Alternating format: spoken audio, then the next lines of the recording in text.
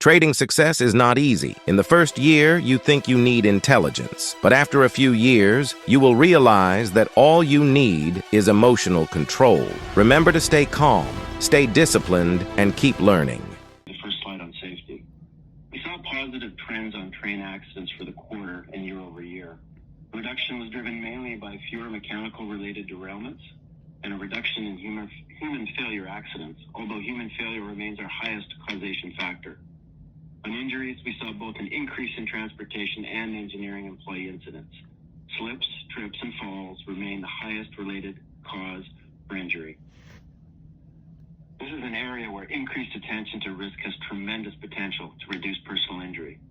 Much of our focus is on the development of heightened risk awareness for our less experienced employees who have the highest rate of accident and injury occurrence. By working with our union colleagues, we're becoming better able to help our employees learn how to identify at-risk situations and hazards. Though we have a long way to go, through this collaboration, we believe improvements in safety will take place. We've also embarked on an all-inclusive safe operations cultural transformation. This transformation starts with my leadership team and I, and will extend throughout to every leader at CSX. This 3-year initiative is the most extensive safety leadership program we've ever embarked on. It will support a culture of risk awareness and care, where everyone knows they are valued, appreciated, respected, and included. One CSX was the first phase of this effort to align the organization to our values and cultural principles. This next initiative will be an extension of One CSX. We'll have a strong focus on strengthening our safety leadership skills while building engagement with our employees. We'll be aggressively identifying and eliminating unacceptable risks in our operations, which benefits all our stakeholders. So going over to the next slide, overall, our fluidity metrics have remained pretty consistent. Our train speed has improved, but we have seen some variability in dwell. Effectively, our dwell metric reflects a combination of our team focusing on keeping costs tightly in line while maintaining the level of service our customers require. And as we've deeply dug into train size and local service, we found some cases where we were spending money to switch a customer when the service was not necessarily required. This was reducing the dwell metric, but wasn't positively impacting the customer experience, and it wasted precious train and engine resources as well as overall costs. We're eliminating these unproductive handlings, even though in some cases it will result in higher overall dwell. On the flip side, we're spending a considerable amount of time evaluating our network infrastructure to identify opportunities that will increase the efficiency of certain yards and reduce dwell going forward. These evaluation exercises start by analyzing the present level of production against demand, ensuring proper standards are in place and that those standards are being met. Then we aim to increase workload and reduce both handlings at other locations and a reduction of route miles when possible. This can entail simple self-funded improvements in the infrastructure at some of our switching yards to eliminate car handlings and route miles. Effectively, we're creating more mass where it makes sense, resulting in improved asset speed, service, and reliability. As we identify physical improvements to the infrastructure, we work with our supervisors to lead that process, so they understand how to extract the intended value and more. This experience teaches them to continue to strive for both productive work and opportunities for service or growth potential. This initial exercise has also been supported by a reduction in cost through better utilization of our major engineering gangs as well. Through all these exercises, supervisors are the largest area of focus for us as we continue to develop the bench strength on CSX and position them to understand their overall operations better. And we're supporting them through a variety of methods, which include increasing visibility of leading indicators. We're teaching them then how to utilize that data to identify areas of improvement and the overall cost of their operations, and they get a lot of daily engagement with the senior leadership team. A greater focus is to ensure they gain a far deeper understanding of the overall operational and customer activities within their charge.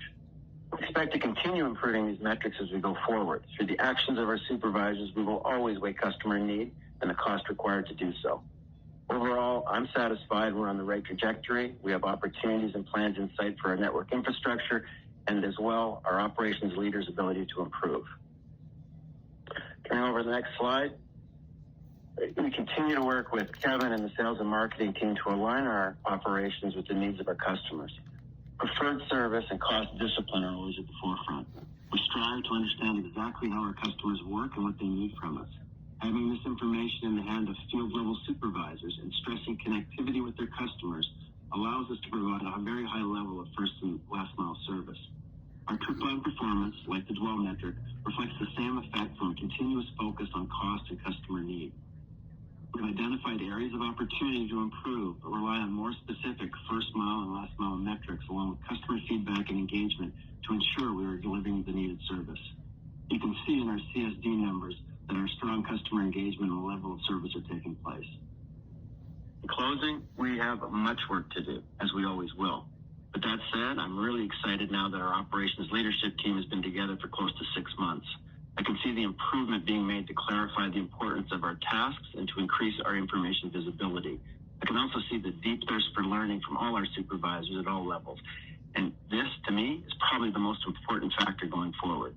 This team fully believes our approach to a safe, balanced, and efficient customer-focused railroad has many opportunities for improvement ahead, and our plan is to deliver on every one of them. With that, over to you, Kevin. Thank you, Mike. As Joe referenced, we are really seeing a lot of positive momentum, particularly around sales and marketing, collaborating with operations. Highlighting these initiatives are the market reviews where our teams come together to discuss and evaluate opportunities to collaborate on operational efficiencies while delivering new solutions to target profitable business. Okay, you are listening to the earnings conference allows us to of deliver a more CSX competitive service product and expand the opportunity and for this growth. is Sales Marketing We're continuing to Review be very aggressive with in Kevin pushing Boone. forward on our truck He's the conversions, Executive Vice new industrial President development projects, and Chief and Commercial creative Officer solutions with the growing of number of shippers who want to CSX. maximize their use of CSX rail. As you've heard from a number of our peers and competitors across the transportation industry over these past weeks, the trucking market remains challenged and industrial markets are mixed as we move into the second half of the year. Accumulating effects of interest rates, including a sluggish housing market and fluctuating commodity prices, creates headwinds for some of the markets we serve. It's a volatile environment, but we continue to drive initiatives to accelerate modal share and expand CSX's addressable market. Let's turn to slide 7 and look at our merchandise performance. We had a great result, with revenues up 5% on a 1% increase in volume. RPU was higher by 4%, even with fuel surcharge lower year over year, as we continue to get pricing results that reflect the strong service that the team is delivering. Throughout the second quarter, our chemicals franchise has performed very well, as momentum has persisted in plastics, industrial chemicals, waste, and energy markets. Minerals revenues also saw positive results, driven by industrial development wins and our unique network access into the Southeast markets, including Florida, where we see a multi-year glide path for growth. Our forest products business began to accelerate, driven by demand in pulpboard and recent wins in the Northeast portion of our network. We've been developing some very promising strategic partnerships in this market to take advantage of the capacity that our network has available, which puts us in a good position to gain more truck share as the housing market rebounds. Our automotive business saw 4% revenue growth, leveraging our strong service product to deliver a competitive win with a key customer. Less favorable this quarter was metals, where high inventories and expectations of weaker steel prices weighed on volumes. This is probably the market with the most near-term uncertainty as we watch trends in coil, plate, and scrap prices for a recovery. Fertilizer volumes continue to be hurt by phosphate production issues here in Florida. As in past quarters, lower volumes of this short haul of business does have a favorable mix effect on the total fertilizer RPU. And ag and food remains soft on unfavorable regional crop supply dynamics. So we are very encouraged by the fundamentals into the back half of the year, where we see a weaker southeastern crop leading to incremental opportunities for growth. For the remainder of the year, despite a sluggish economy and persistently weak trucking market, we expect to capitalize on our best-in-class service to deliver growth. Chemicals should remain strong, supported by business wins, steady plastics, and healthy waste moves. We also see opportunities in our forest product segment, where we see operational focus differentiating us in the market. We're also anticipating a much better second half for our ag and food business, with demand supported by larger hog and chicken herds in the Southeast, which will need feed grain supplies from the Midwest. Turning to slide 8 in the coal business. First, I want to reiterate Joe's comments from the beginning of the call. Our team in Baltimore did a fantastic job of finding creative solutions to move coal after the Key Bridge collapse. Their efforts made a huge difference in reducing the negative impact that this incident had on CSX and the customers we serve. As we highlighted at a conference earlier this spring, operations at Curtis Bay were up and running at the end of May, several weeks ahead of our original projections. For the quarter, revenues were down 12%. We estimate that without the Key Bridge collapse, the year-over-year decline would have been more in the range of 5%. Volume was down only 3%, with the decline driven by domestic shipments, largely to utilities. Key here is that our team was able to grow export volume by 8% year-over-year, which is an extraordinary result given the closure of the Port of Baltimore. RPU was 9% lower year-over-year and 6% lower sequentially, in line with our expectations and driven by export benchmark prices and unfavorable utility mix. Looking ahead, the key benchmark for high-quality Australian coal remains above $200 per metric ton. Given the lag in our export coal contracts, we expect a mid to high single-digit sequential decline for all-in coal RPU in the third quarter. The temporary idling of a recently opened export mine on our network should have little impact on our export volumes, as we see strong production offsets at other CSX-served mines. Just as we did this last quarter, the team is already finding some creative ways to pivot towards other opportunities in the marketplace, where we see strong demand for export capacity at our Curtis Bay terminal. On the domestic side, low natural gas prices continue to impact volumes, but we've seen some good signs from the hot summer, with several utilities in our service region maximizing their coal units in response to very strong demand. We've also seen inventory levels moderate from the highs seen earlier in the year. Finally, turning to intermodal on slide 9, revenue increased 3% on 5% volume growth. RPU declined 2% as we felt the effects of lower fuel surcharge revenue and negative mix. Our international business drove our volume growth this quarter, supported by higher East Coast import activity and favorable alignment with our steamship line partners. This has been the trend through the year, and we've been pleased to see customer activity remain solid so far in the third quarter. In contrast, momentum in our domestic intermodal business remains muted as weak trucking conditions persist. The weak trucking market has continued much longer than what was expected coming into the year, but in the meantime, we'll keep pushing hard in a tough environment, leading with our best-in-class service. All in, the collective team has been capitalizing on opportunities throughout the year, working together to win business and gain share for CSX. With mixed conditions across end markets, we've been able to grow total volume by 3% year to date, while setting ourselves up for more profitable growth over the longer term by demonstrating to our customers that CSX stands apart for our service, creativity, efficiency, and capacity. Now let me turn it over to Sean. Thank you, Kevin, and good afternoon. As Mike and the operations team continue to drive efficiency with strong service, we're challenging ourselves to hold support costs in line and grow revenue through pricing gains and new business wins. As Joe noted, we've built momentum over the last several quarters, and we're looking ahead to strong year-over-year growth in the second half of the year as we finally cycle some of the discrete items that helped our results in prior years. Revenue was flat in the second quarter, while operating income was down 1% when compared to revised prior year results. Merchandise and intermodal revenue ex-fuel was up 5% and was partially offset by about $100 million of unfavorable impacts related to lower export coal benchmark pricing and the Francis Scott Key Bridge collapse. Declines in other revenue, fuel recovery, and trucking drove an additional revenue headwind of nearly $60 million. Expenses were 1% higher, and I will discuss the line items in more detail on the next slide. Interest and other expense was $11 million higher compared to the prior year, while income tax expense fell by $8 million. As a result, earnings per share was up 9% sequentially and stable year over year at 49 cents. Let's now turn to the next slide and take a closer look at expenses. As noted in the quarterly financial report, a review of the accounting treatment for engineering scrap and certain engineering support labor drove immaterial adjustments to previously reported financial statements.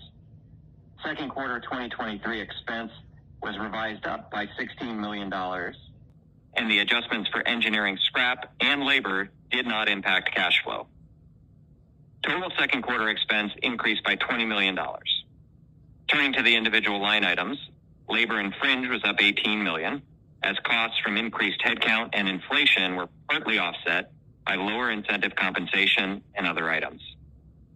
Headcount declined slightly from the first quarter and is expected to remain relatively stable through the remainder of the year. We expect to deliver labor efficiency gains in the second half while continuing to ensure the training pipeline is stable to offset attrition and support future growth. Also, as a reminder, our union employees are receiving a 4.5% wage increase effective on July 1st, and that will be reflected in a higher sequential cost per employee. Purchase services and other expense increased $8 million as broad-based efficiency savings and a favorable insurance recovery mostly offset costs from inflation, a write-off of inventory in the quarter, and other items. Depreciation was up $6 million due to a larger asset base. Fuel cost was down $11 million, driven by a lower gallon price and improved efficiency, partly offset by costs related to higher volume. Through a combination of operating initiatives and effectively leveraging fuel-saving technologies, we matched our best quarter of fuel efficiency over the last 3 calendar years. Finally, equipment and rents decreased by $5 million, while property gains were unfavorable by $4 million. Now, turning to cash flow and distributions on slide 13, free cash flow year-to-date is $1.15 billion. This reflects lower net earnings and deferred tax payments made this year, partially offset by the prior year impact of back wage payouts. As expected, capital expenditures are also higher year-over-year as we continue to prioritize investments for the safety, reliability, and long-term growth of our railroad. After fully funding these investments, we distributed nearly $1.3 billion to shareholders year-to-date, and we remain committed to our balanced and opportunistic approach to returning excess cash. A long-term focus on economic profit further aligns our interests with our shareholders. While economic profit is lower year-to-date as we cycle prior year comparisons, the team is strategically focused on growing this measure over time. We expect second half economic profit to be up versus the prior year, as profitable growth is paired with disciplined asset utilization and attractive returns on our capital investments. With that, let me turn it back to Joe for his closing remarks. All right, thank you, Sean. Now we will wind up our prepared remarks by reviewing our guidance for the full year 2024. If we look at slide 16, we expect total volume and total revenue growth in a low to mid-single digit range for the second half of the year. Total first half revenue was slightly below our original expectations, largely due to lower fuel prices. The macroeconomic environment does appear a little more uncertain than it did a few months ago. That said, as Kevin described, in merchandise, we see promise across chemicals, forest products, ag and food, and minerals markets supported by increasing customer activity, the ramp-up of new projects, and a growing portfolio of business wins. On the other hand, metals and fertilizers have both lagged and appear likely to remain softer through the end of the year. We expect momentum to gradually build in intermodal, supported by strong port activity and the strength of our service performance, which is facilitating new ways of working together with our channel partners. This is allowing us to drive small but meaningful modal conversions even while the truck market still remains soft. The reopening of the port of Baltimore, return to full operations at Curtis Bay, and consistent domestic demand should lead to a modest pickup in coal shipments in the second half of the year. We continue to price according to our leading service, work better together as a one CSX team, and push forward on our efficiency initiatives. As a result, we expect to deliver meaningful operating margin expansion on a year-over-year basis in the second half, supported by a very strong incremental margin on our revenues.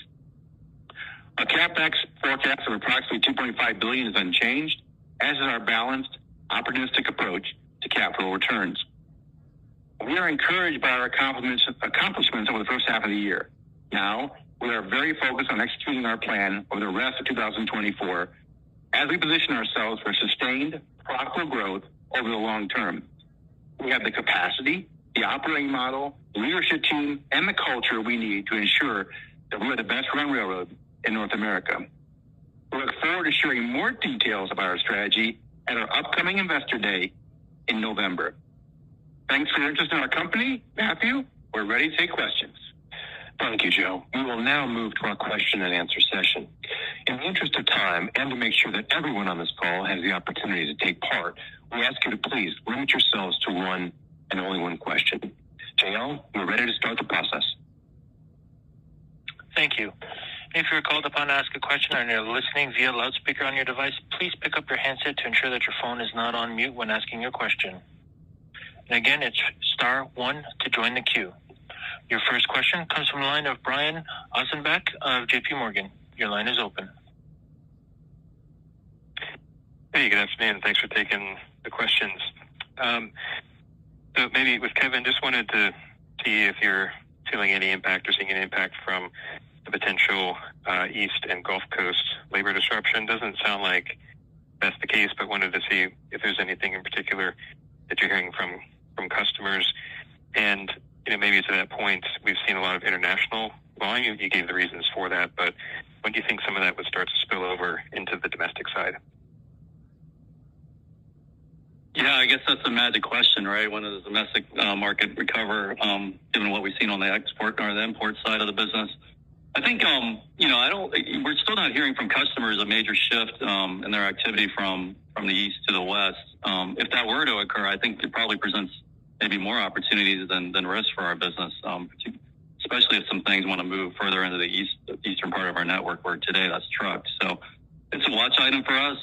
We'll be close with Mike and his team and able to capitalize on that if we see a shift, which this team is well prepared to capitalize on. We all listen to the earnings calls from our customers on the domestic side, and I think we all came into the year a little bit more optimistic on the recovery. It will come, but it's been pushed to the right, that's for sure. And I think hopefully the import business will be a precursor to some better days ahead on the domestic side, but we're not yet seeing that uplift necessarily as you heard from a lot of our customers on their earnings calls.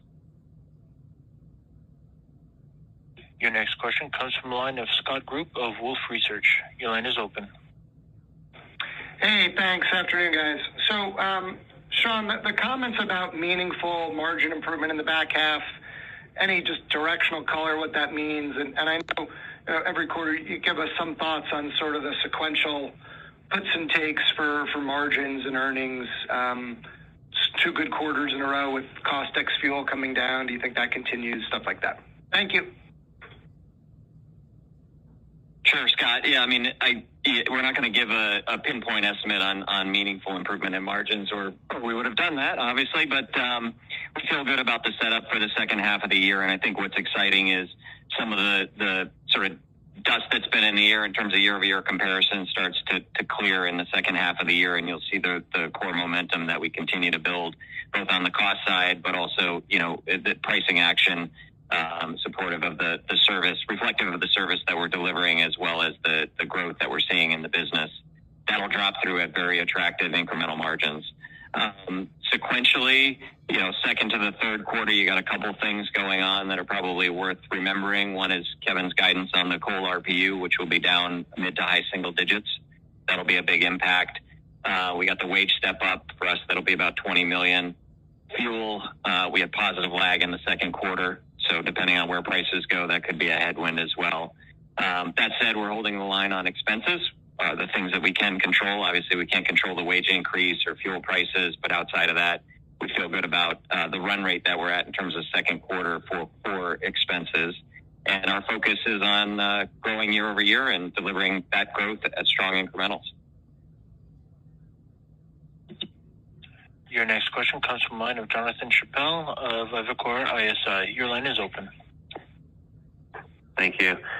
Kevin, and maybe looping Mike in here as well. Back on the opportunities, I think there's a lot of uncertainty around what could happen with the ports. There's probably a perception that the East Coast rails are hit more directly. But as you mentioned, there's probably more kind of long haul as it relates to intermodal, et cetera. Can you just tell us how you think about the opportunities and risks of this as it gets closer, and what it does to the network as far as keeping balance and resources that are required if there were to be a stoppage and you did have to kind of shift more to a Chicago focus as opposed to some of the East Coast ports?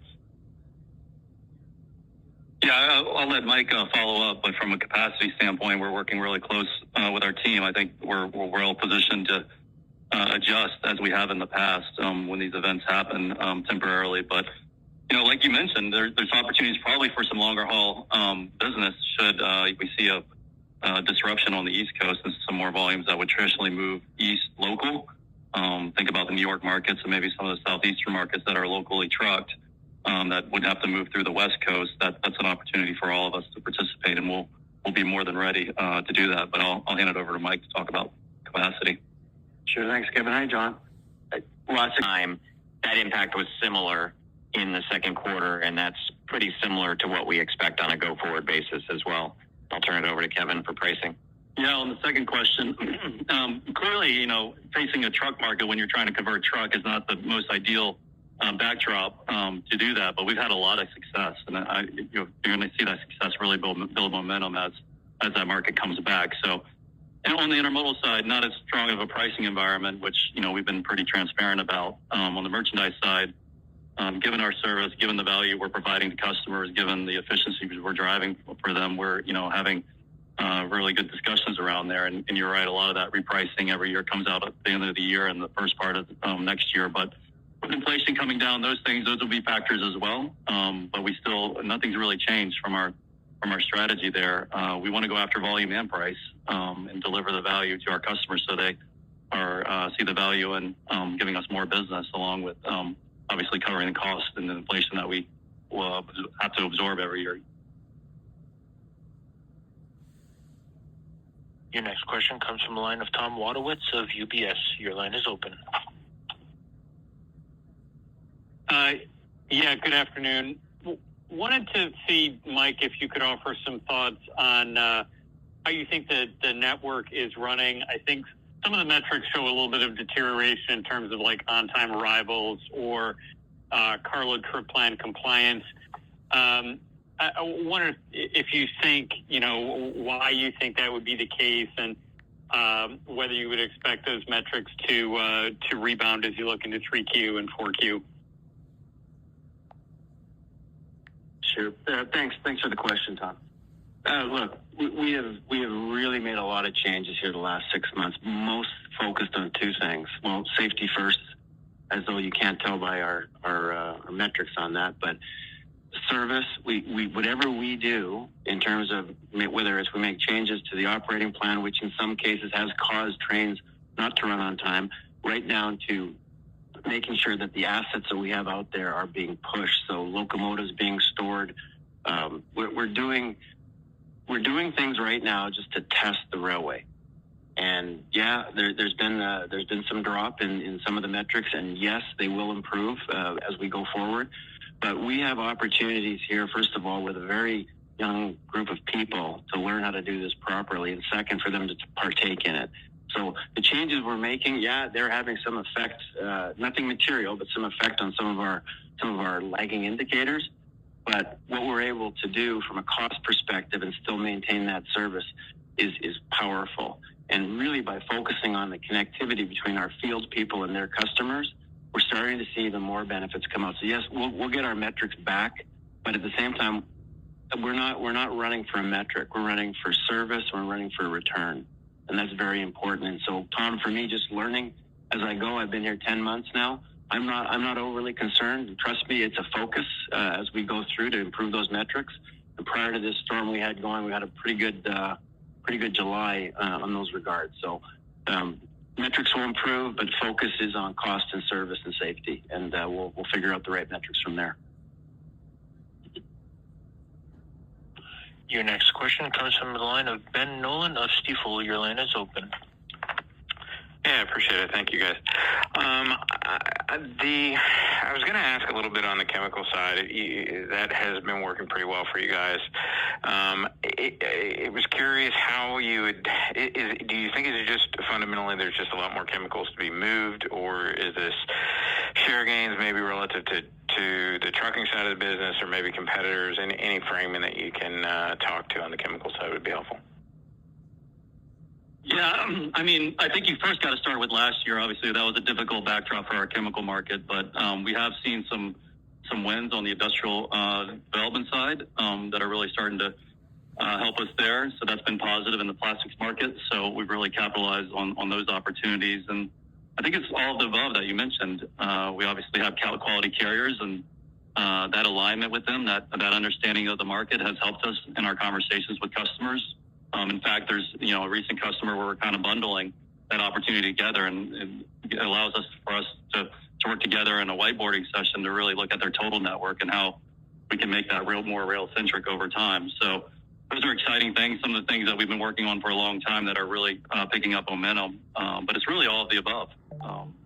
It starts with the leading service in the East, and we're really delivering on that, and that allows us to have a really different conversation with our customers than we were able to a year or two ago. Your next question comes from the line of Eric Morgan of Barclays. Your line is open. Hey, good afternoon. Thanks for taking my question. I wanted to ask on industrial development. Just wondering if you could offer any update on some of those projects. I don't think the merchandise slide called out that 1% contribution to the merchandise volumes you called out last quarter. So just wondering if that's still a target, and then curious just any other progress you've made since last quarter, anything incremental that might have you tracking closer to the low or high end of that 1% to 2% range you've talked about for, I think, 25 or 26.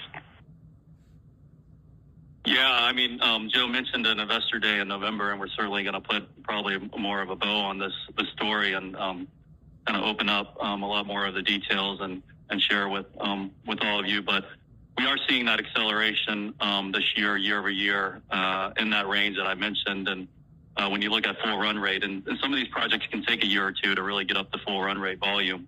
But the pickup in terms of things that we're seeing put in place this year has certainly accelerated this year, and we anticipate that'll accelerate next year and then the following year. So that means several years of growth as those projects really come up to full rate production.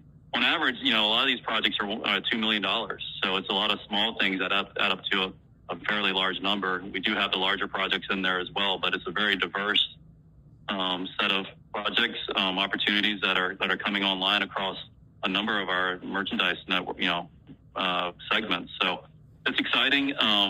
We still see the momentum out there. I think it's going to be fun to talk about it in November and share more of those details with you.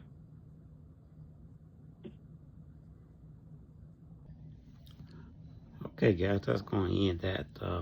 That was the earnings call from CSX, International Intermodal Railroad Business, and they had their earnings call come out today. And I just wanted to want you guys be in on that, listening to that earning call. I have very little stocks right now in CSX, but that may change. I may start to add a little bit more of my profit into their stocks. And as you can see, the stock market is continually to be in a downward spiral from last week. Last week was the earning calls of many companies, and some of those companies didn't do so well. It really wasn't too bad, but it was bad enough to where the stock exchange decided to adjust the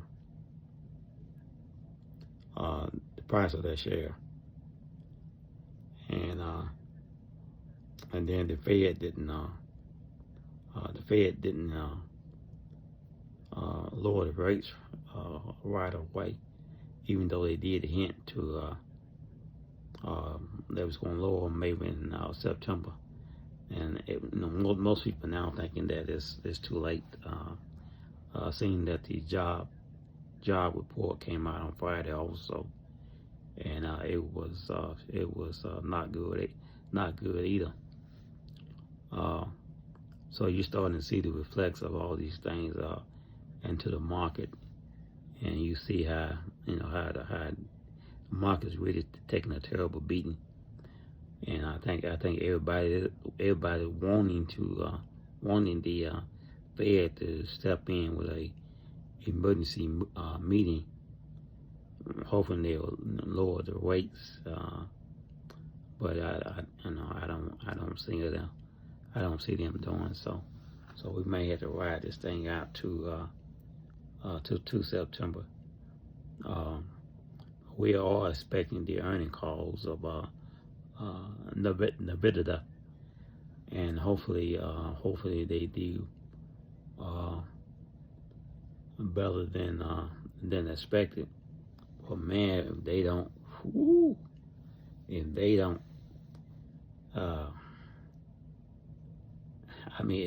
Nvidia doesn't do half as good as what we expect them to do with this AI and all that kind of stuff, man, you might just see this market is going to crash even further than what it is, and it's going to definitely send us into a recession. But hopefully that doesn't happen, man. I tell you, because my portfolio really took a beating from all this. I have lost over half of my portfolio, and it's easy to lose it, and it's heck when you're trying to gain back that profit that you lost, man. It takes a long time to get that profit back. You would think it would be just as easy to bring it back as it was to lose it, but that's not the case. But either way, this is just the evening video of WealthWiseGuru. I'm your host, John Schaff, and we are at the end of the day's trading day. And the market has closed, and let's see, we are up after hours, $258.57. So I don't know if that's going to keep climbing. It'll keep climbing. It'll keep climbing just a little bit, but just how far it will go, I don't know. But we had the 12 o'clock midnight for that to continue to grow before we get into the next day. So who knows? It could go up to 500. It could go 1,000. I don't know. Just depends. Let's see.